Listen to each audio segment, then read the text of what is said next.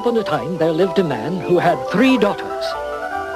Buy me a beautiful dress, something with lots of ruffles around it. And buy me shoes. Be sure to get the latest style. Well, I'll try. That's all I can promise. Maria, anything for you?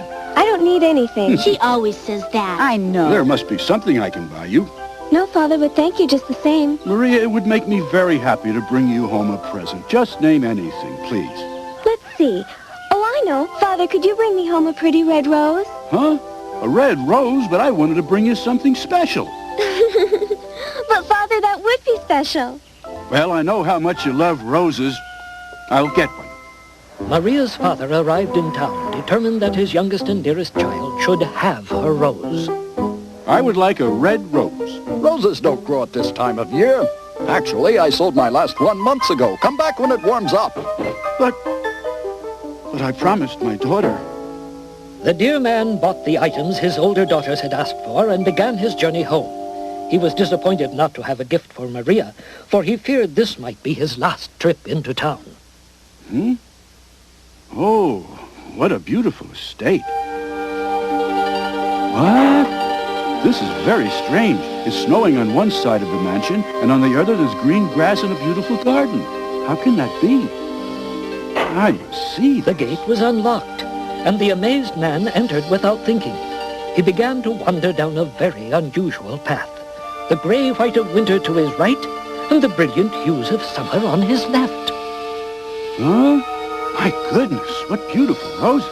It's a miracle. I'm sure no one will mind if I pick one for my daughter.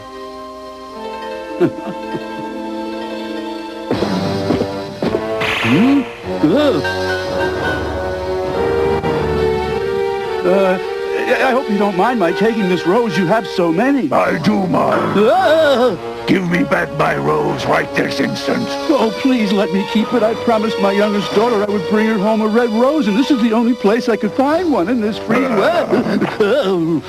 Every rose is valuable to me, and if you refuse to give it back, I will take your life. Oh, isn't there some way we can work this out? Well, yes, I can spare your life on one condition.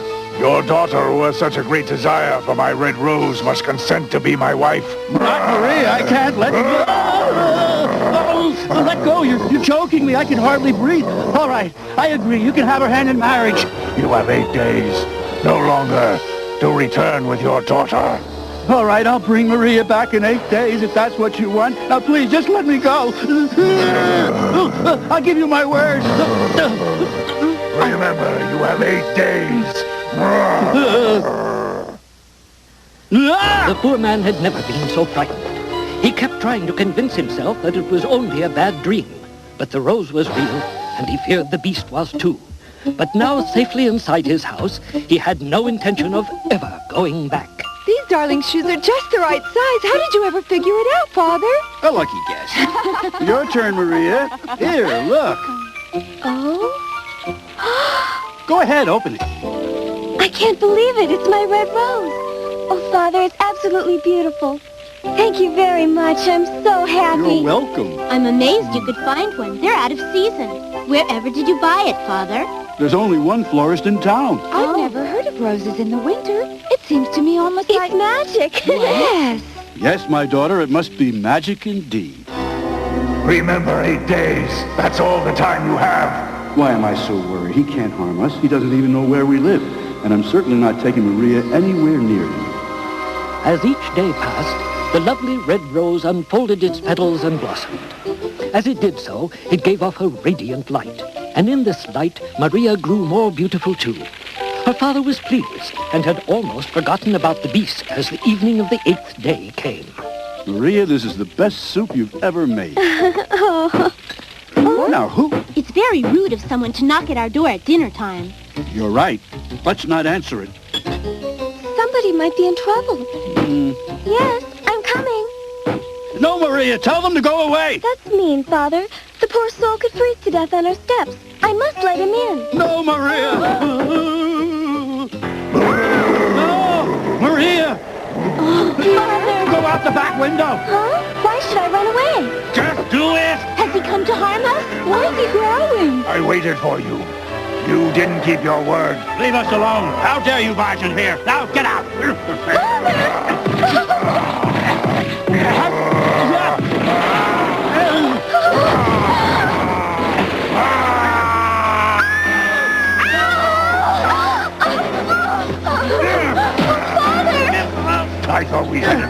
You said I could have your daughter.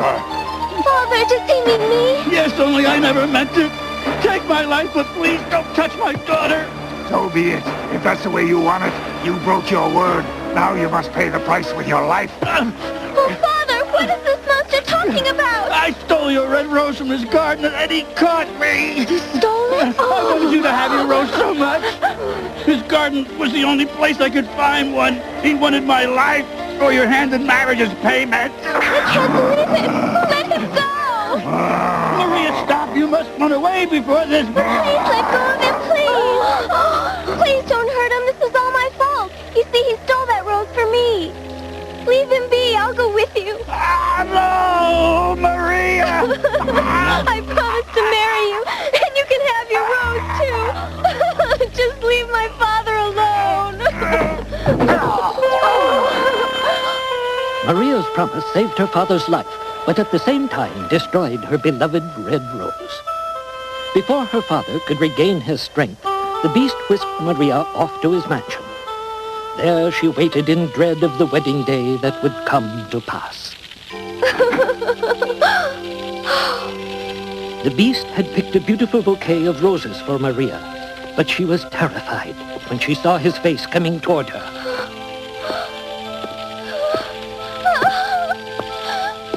Please, Maria, don't be frightened. Here, for you. Maybe I could put one in your hair. Oh. Leave me alone. I don't want them. I hate them.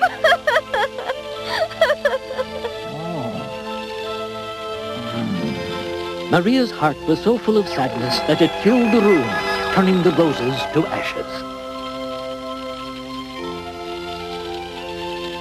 Maria, Huh? why don't you eat something? No. Well, could you please serve me some dinner?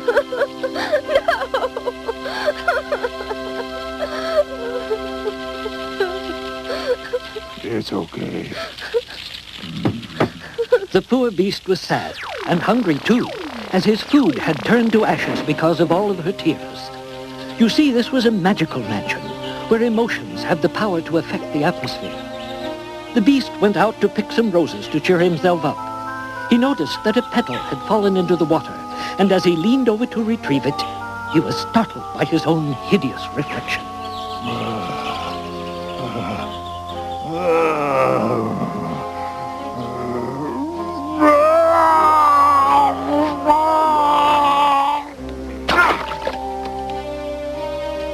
The sight of his ugly face so angered and depressed him that he left the garden.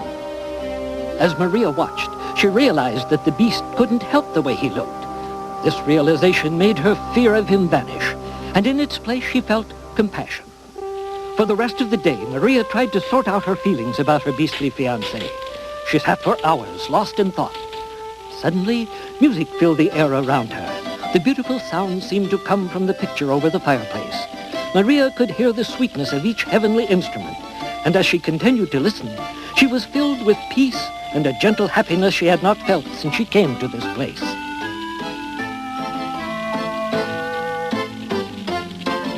Meanwhile, the beast thought about his beautiful Maria, and his depression faded.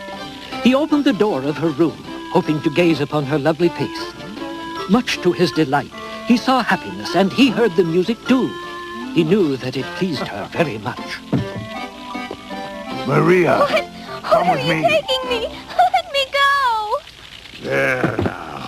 Huh? You sit down here, Maria. Oh, but, what? Ready? Now.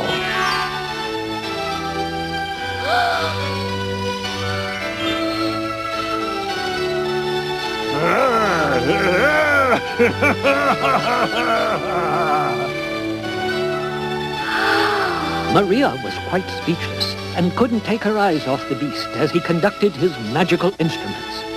Shortly, the whole mansion was alive with music. The beast was having a wonderful time, and soon Maria was too. It's so lovely. Oh, pretty. Thank you. Maria felt so much happiness that she forgot all about the beast's repulsive looks and was drawn closer to him. A new gentleness had come over him, too. He quietly left Maria to enjoy the music and went off to attend to his chores. Come on, little friends. Come here, little friends. Come and get it. Maria watched with delight as the little birds perched on the beast and ate. They weren't the least bit afraid of him. A fox showed up for dinner, too, and even a little weasel. For a moment, Maria thought the beast was going to take a bite out of him, but the growl was just a greeting sound which assured the weasel protection from the fox while he ate. They all felt safe with their huge friend.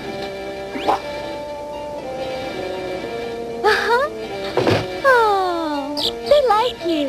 Yes. Say hello to Maria. They're wonderful. Thank you for sharing them with me.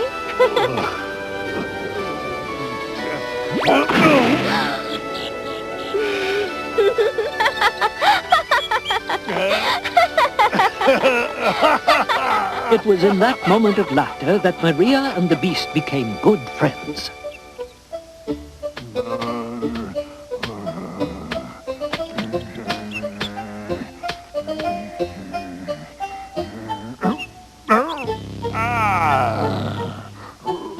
Don't worry, I'll fix it. We better wrap it up. Give me your hand.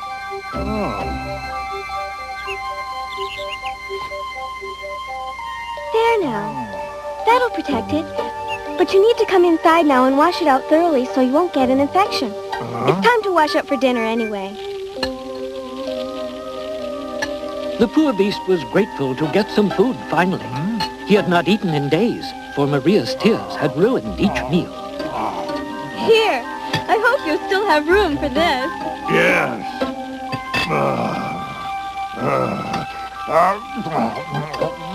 This is delicious. You certainly have a good appetite.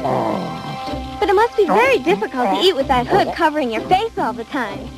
I'm not afraid of you now. I'm glad. Me too. Now off with that hood. I'll help you with it.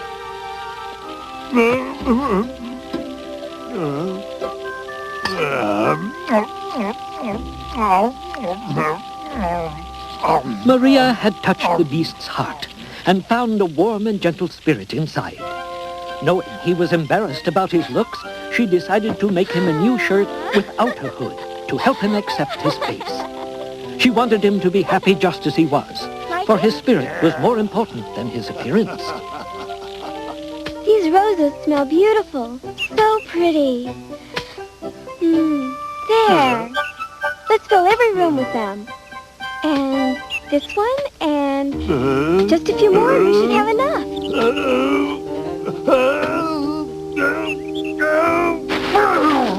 Uh-oh. Oh, dear.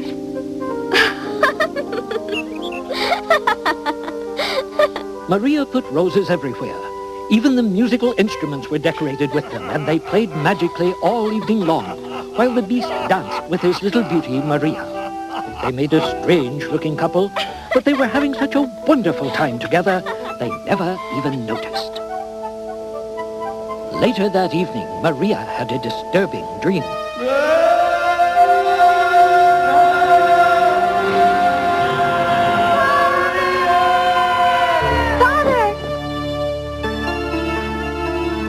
Maria couldn't sleep the rest of the night, and the next morning the dream was still disturbing her. Oh, I'm sorry, I wasn't paying attention. Would you like to have some more porridge? No. What's bothering you? Did I do something? No, it's just that I'm terribly worried about my father. Last night I dreamed that he needed me. I was wondering if there was some way I could go see him.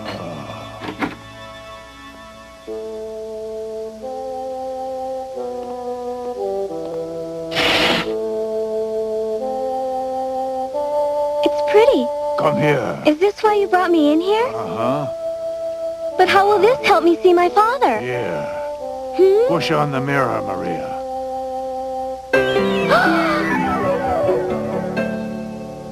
Oh, Father, speak to me, please. Tell me what's happened. Where's Maria? Maria? I'm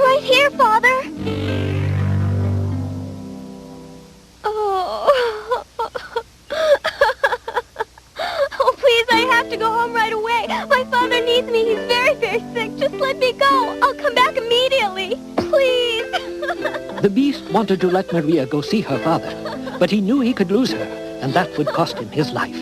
But he loved her. Say yes. You can go, but you must come back. Oh, please believe me. I want very much to come back. Ah.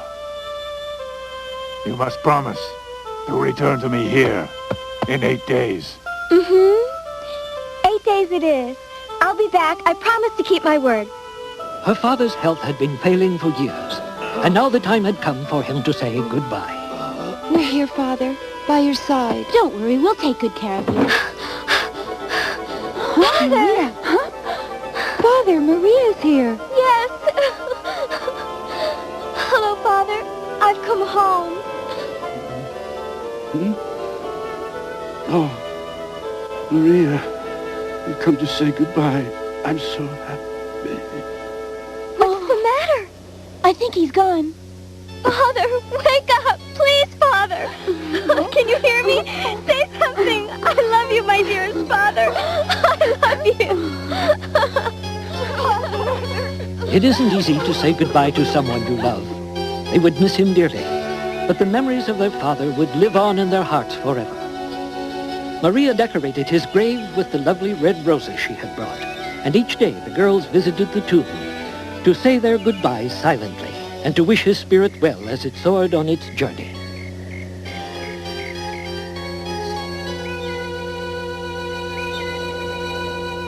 Oh, I wonder why these roses are suddenly dried up. They've been here 9 days.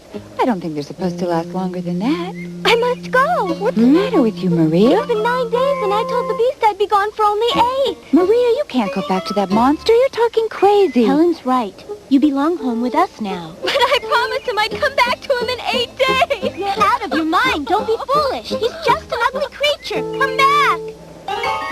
Maria raced toward the mansion as fast as her legs would carry her. A sudden fear welled up in her heart as she hurried along. She wasn't sure whether she feared for her own life or for that of the beast. As she opened the gates of his estate, a fierce blizzard surrounded her.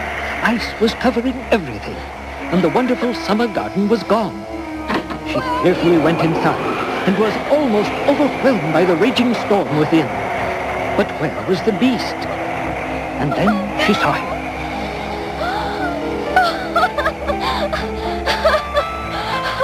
You have to get up. Oh, please be all right. Can you hear me? Get up.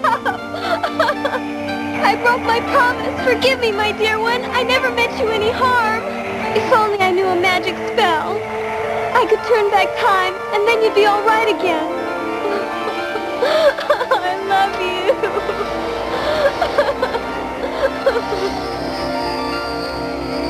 Maria did not know magic, but she did have a power, the power of love. And her tears of love were as strong as magic. The whole room took on a warm glow, and everything changed before her eyes.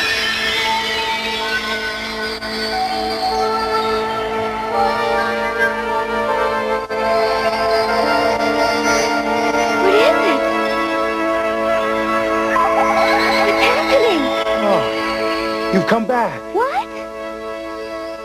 Why are you looking at me so strangely? Is something wrong? What happened to my beast? I love him. Huh? What?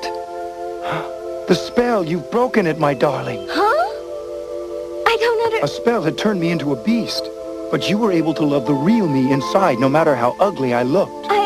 That love was the only power strong enough to break the spell. Come with me. Let's bring this castle back to its full beauty. Maria thought she was dreaming and kept waiting to wake up.